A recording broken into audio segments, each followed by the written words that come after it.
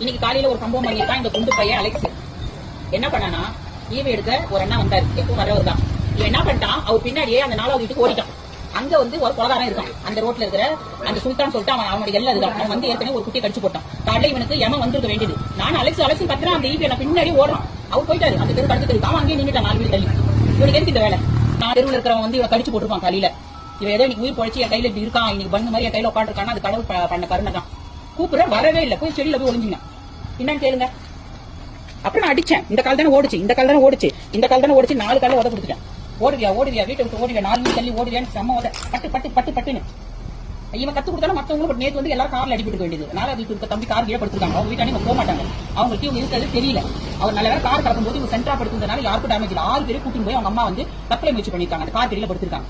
சரி, வீடு கீழே இருந்தா யாருன்னா கை கால் போச்சுன்னா யார் கஷ்டப்படுறது?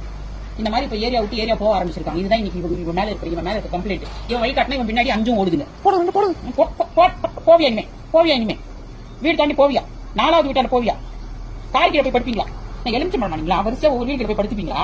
நேற்று ஜஸ்ட்ல உயிர் போச்சிருக்காங்க. நல்ல வேலை அவங்களுக்கு தெரியாது கார் கீழே இருக்குது. ஏன்னா வீட்டாண்ட அவங்க போக மாட்டாங்க. அவங்க மேல தப்பு. இவங்க போய் எதுக்கு கார் கீழே படுக்கணும்?